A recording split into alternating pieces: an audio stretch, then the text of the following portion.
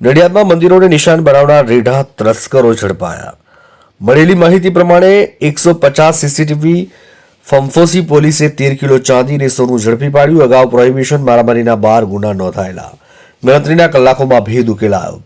ગત 14 જાન્યુઆરીના રોજ મોટા કોમનાથ મહાદેવ મંદિરના ગર્ભગૃહના તાળા તોડી ચોરી થતા શ્રદ્ધાળુઓમાં ભારે રોષ હતો.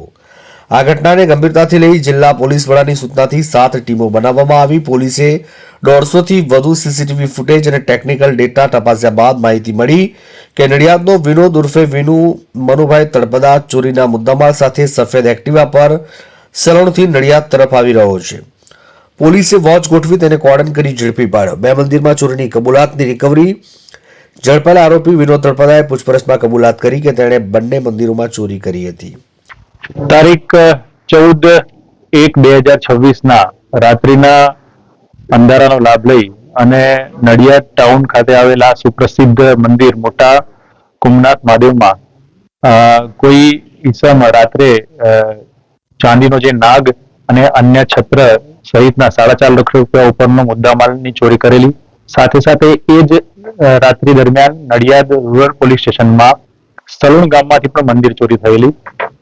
આ મંદિર ચોરી થયા બાદ જ્યારે સવારે ખબર પડી ત્યારે ઘટના સ્થળ ઉપર જઈ અને ચાંચ પ્રિન્ટ લેવામાં આવી. સીસીટીવી કેમેરા તપાસવામાં આવ્યા. અલગ અલગ 7 ટીમો બનાવી નડિયાદ ટાઉન અને એલસીબી પોલીસ આમાં ડિટેક્શન કરવાના કામે લાગી.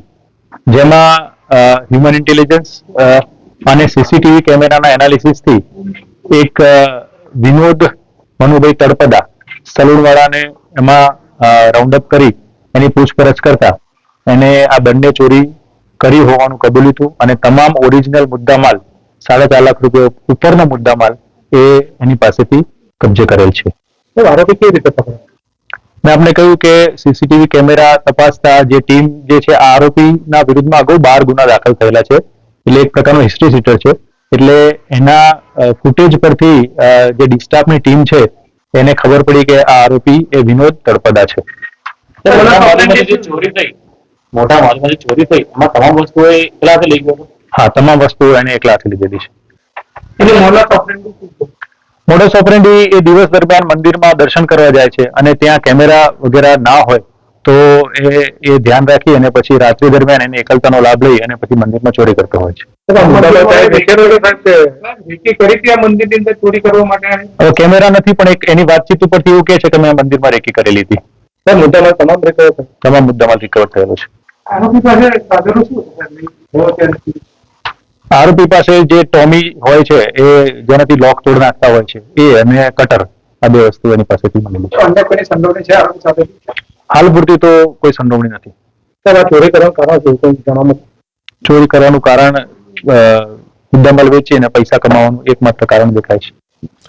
મોટા કુમનાથ મહાદેવ મંદિર 14 જાન્યુઆરી અહીંથી તેણે ચાંદીની 5 મોટી નાગમુખી વાળી મૂર્તિઓ, ચાંદીની ગાગર, પગરખા, કુલ 1.90 લાખથી વધુનો મુદ્દામાલ જપ્ત કરાયો છે. પોલીસે આરોપી પાસેથી અંદાજે 13 કિલો ચાંદી અને સોનાના ઘરેણાં રિકવર કર્યા છે. આ ઉપરાંત તેણે 12 જાન્યુઆરીએ નડિયાદ ટાઉનમાંથી ચોરેલું સફેદ એક્ટિવા પણ કબજે કરાયું છે. કુલ રિકવરીની કિંમત અંદાજે રૂપિયા 1.90 લાખથી વધુ થાય છે. આરોપીનો ગુનાહિત ઇતિહાસ. ઝડપાયેલ વિનોદ ઉર્ફે વિનુ તળપદા કોઈ સાધારણ ચોર નથી. આણંદથી બસર મલિકનો રિપોર્ટ.